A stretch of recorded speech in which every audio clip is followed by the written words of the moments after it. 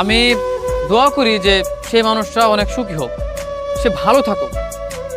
পছন্দের মানুষ, ভালোবাসার মানুষ সুখ খুঁজতে যায় সে সত্যিকারে ভালোবাসার মানুষ হারাইছে, সে সত্যিকারে ভালোবাসাটাকে হারিয়ে ফেলছে। তারপরও আমি চাই যে আমার পছন্দের মানুষ, ভালোবাসার মানুষ এ সুখী হোক। হয়তো হয়তো কষ্ট হচ্ছে, যতটা সহজে বলছি যে পছন্দের মানুষ অন্য কারো কাছে ভালো থাকুক, এটা বলতে যতটা কষ্ট হচ্ছে বা যতটা সহজে বলে ফেলতেছি, হ্যাঁ সহজে বলতেছি এটা ঠিক, কিন্তু ভিতরে কষ্ট হচ্ছে মানলাম। তারপর আমি বলি যে হ্যাঁ সে ভালো থাকুক, কিন্তু সে একটা বোকার কাজ করতো। সেটা হচ্ছে কি, তাকে ভালোবাসতে সত্যিকার হবে সেটা বুঝে নাই। সে সত্যিকারে ভালোবাসা খুঁজছে, সুখ খুঁজছে, তাও অন্য কোথায়। তো অন্য কোথাও যেহেতু খুঁজছে, সে ভালো থাকুক অন্য কারো কাছে। সে এইটাই আমি চাই, যারা ভালোবাসে এরা কোনো জোর কইরা কাছে পাইতে চায় না।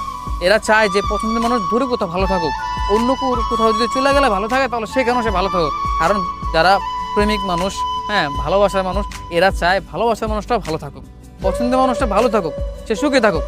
অতএব সে আমার কাছে নেই বা সে আমাকে ভালোবাসা নেই, সে অন্য কারোর কাছে চলে গিয়েছে, আমি চাই সে ভালো থাকুক। তবে হ্যাঁ, সে একসময় আফসোস করবে, সে বুঝবে যে সত্যিকারের সুখ খুঁজতে যায় সে একজন সত্যিকারের ভালোবাসার মানুষ হারায় ফেলছে, যেটা সেটা কখনো পসিবল না, পাওয়া যাবে না। সো এইটাই বলি যে ভালো থাকুক, পছন্দের মানুষ, ভালোবাসার মানুষ ভালো থাকুক, শেষ অবধি ভালো থাকুক।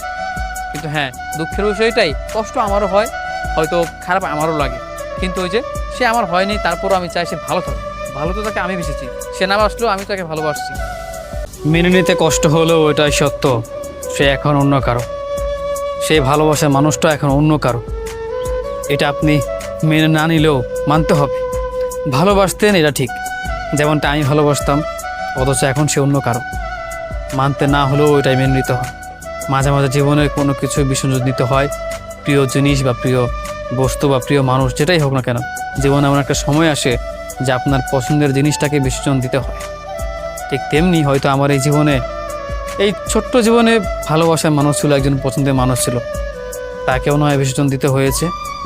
মায়ার এই শহরে স্বপ্ন দেখা বারণ, আমি যে মধ্যবিত্ত এটাই তার সবচেয়ে বড় কারণ। চোখের সামনে স্বপ্নের জিনিসগুলো দেখার পরও সেগুলো ছুঁয়ে দেখতে পারি না, কারণ আমি মধ্যবিত্ত। আমার হাজারো স্বপ্ন আছে কিন্তু সেগুলো পূরণ করতে পারি না, কারণ আমি যে মধ্যবিত্ত। আমার স্বাদ আছে কিন্তু সামর্থ্য নেই। চোখের সামনে নিজের স্বপ্নের জিনিসগুলো দেখার পরও সেগুলো কাছে আমি ছুঁতে পারি না, সেগুলো আমি ধরতে পারি না, সেগুলো কাছে দিতে পারি না, কারণ আমি মধ্যবিত্ত।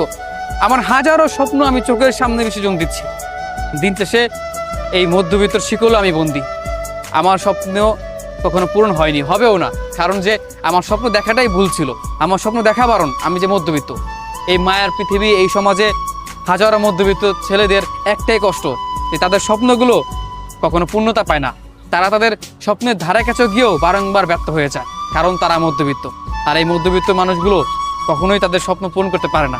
হ্যাঁ, আমাদের অনেক ইচ্ছা আছে, মনে অনেক স্বপ্ন আছে, কিন্তু সেগুলো বাস্তবে রূপ দিতে পারি না, কারণ যে মধ্যবিত্ত।